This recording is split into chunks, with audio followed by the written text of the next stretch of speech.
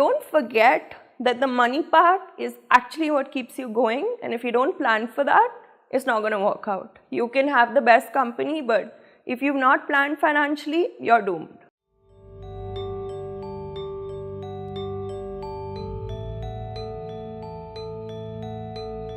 I started to work with Shriram Fibers, SRF Limited, and I was posted in their factory, working at the shop floor level with people. I did it for about 1.5 years before I moved back to the main AC office where decisions are taken. I think I understood one thing, that for me to do well in life, I have to get along with people. And that was, I would say, a revelation for me at age 22. 2015 was when it was at its peak of the so-called startup capital, Silicon Valley of India. I was actually looked down upon in my friend circle for having a fixed pay and, having a steady one job with one income, and that started to actually eat inside of me because I came from a family that quit their jobs and started their own businesses. And I started to ask myself that, do I enjoy waking up every day, going to work 5 days a week, 9 to 5, getting a fixed paycheck? That's life. I was probably, as a person, dwindling away and disappearing, and I was not any different from anyone else. And so actually 3 weeks before I was supposed to get married, without knowing what lay ahead, I went to my boss and I put in my papers. I think when you know that something really doesn't satisfy you from within, it doesn't matter. You're just going to do what you want to do.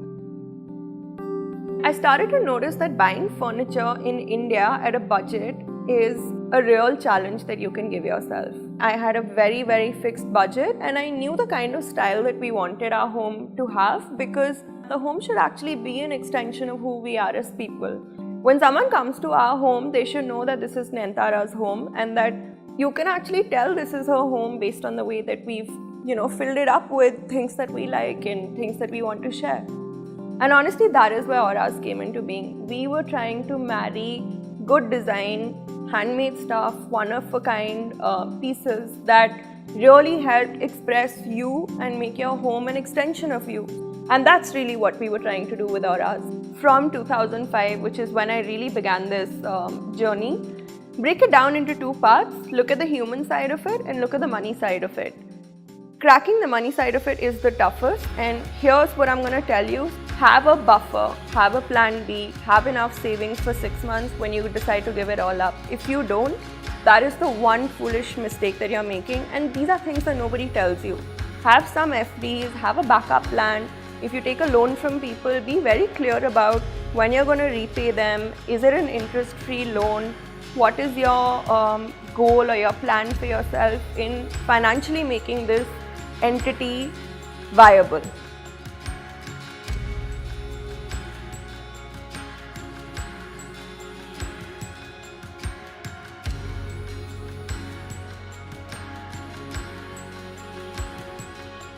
And it's not really hard to do.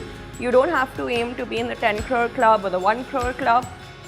From the money side of it, there's things that you can do to alter your situation, and there's things that you can allow people to do that affect your financial well-being. Be wary of those people. When you're doing well, people want to take that money away from you. That's who you should stay away from.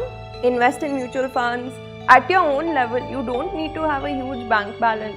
When I started investing, I did it with $1,500, but it meant the world to me. And now I'm at $5,000, so I feel that I've learned a lot.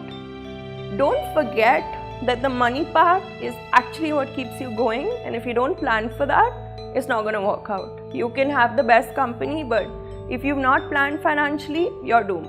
Entrepreneurship is quite a lonely journey. When you're doing well, you'll be surrounded by people who want to ride your wave, so to speak, but when you hit a low, that's when you really realize the people who stand behind you, stand by you. Surround yourself by people who are smarter than you, so that you never get complacent about knowing it all.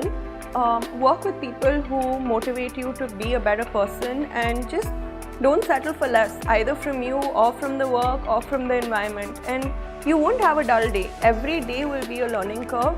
Up, down, bottom, sideways, whatever, but You will make each day count and you'll find a way to survive. And honestly, that's really what I've done. I just didn't give up. Even when everyone else asked me to stop or slow down or pivot, I had faith in what I was doing even when others didn't.